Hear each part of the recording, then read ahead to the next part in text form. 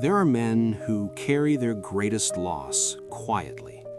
You can see it if you know what to look for, in the way they pause before they answer certain questions, in the way they go still when a particular song comes on. In a neighborhood on the southwest side of Atlanta, Georgia, a man named James starts his mornings early. He unlocks the door to a small woodworking shop behind his house, puts on a pot of coffee, and begins. He is 71 years old, broad-shouldered, gray-bearded, with hands that have known both damage and craft. His neighbors hear the sound of his work before sunrise. The young men he mentors call him Mr. James. His son calls him every Sunday without fail. James was not always this steady. In fact, for most of his adult life, he was the opposite. Most of us have something we turn to when the dream we built our identity around disappears. Something that promises relief, something that works for a while and then takes everything.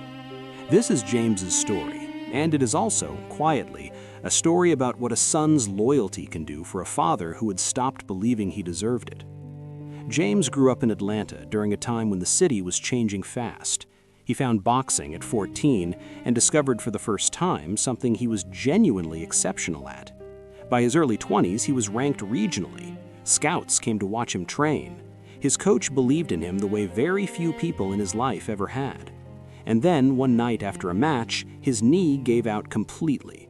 Surgery, 6 months of recovery, and by the time he was cleared to fight again, the world had moved on. James was 24 years old and already felt like his story was over. That is a dangerous feeling, especially when someone offers you something that makes it go away. Alcohol worked for James. For a while. That is the honest truth about it. It worked until it didn't, and by the time it stopped working, it had already taken everything. His marriage ended when his son Marcus was 4 years old. James was not absent in a dramatic way. He was absent in the quieter, harder way, physically present and completely unreachable. His wife Denise waited longer than she should have. When she finally left, she said something James has thought about almost every day since. She said, "James, I cannot love you back to life. Only you can do that." His 40s were a cycle. Work, drink, lose the job, find another. Moments of clarity followed by setbacks. Years disappearing in the pattern. Marcus grew up watching from a distance. Denise protected him as best she could. He turned into a good man anyway, which says everything about his mother and about the quiet strength that can grow even in complicated soil. When James was 57, he had a cardiac episode at work. Not fatal, but serious enough to put him in Grady Memorial Hospital for a week. Marcus came every morning, every single morning before work. He would sit with his father for an hour, sometimes 2. He did not lecture, he did not bring up the past, he simply showed up. On the 5th morning, James looked at his son and understood something that years of consequences had never taught him. Someone still believed he was worth showing up for. James entered a recovery program when he was discharged. The road was not straight. There were hard days in that first year, days where the old pull was very strong. But he had made a decision, and he had Marcus. A counselor suggested he find something to do with his hands.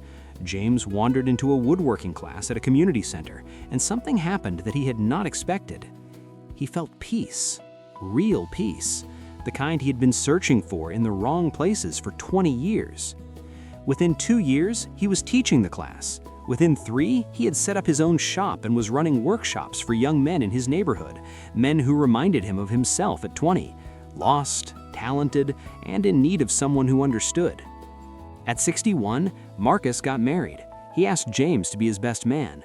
James stood at the front of that church in a suit Denise had helped him choose and gave a speech he had rewritten 17 times because he kept breaking down every time he tried to finish it. He told Marcus that the greatest thing anyone had ever done for him was show up to that hospital room, that Marcus had given him back his reason. Today, James's shop opens before sunrise. The smell of sawdust and coffee, young men coming and going, a photograph of Marcus on the wall. He will tell you, if you ask, that he lost 20 years. He will also tell you that the years since have been the richest of his life. If you are somewhere in the middle of a story like James's, if you have told yourself it is too late, if the shame of where you have been feels larger than any possible future, James's story asks you to consider one thing. He was 57 years old, in a hospital bed, and he still got a second act. The question is not whether it is too late. The question is whether you believe you are worth the beginning.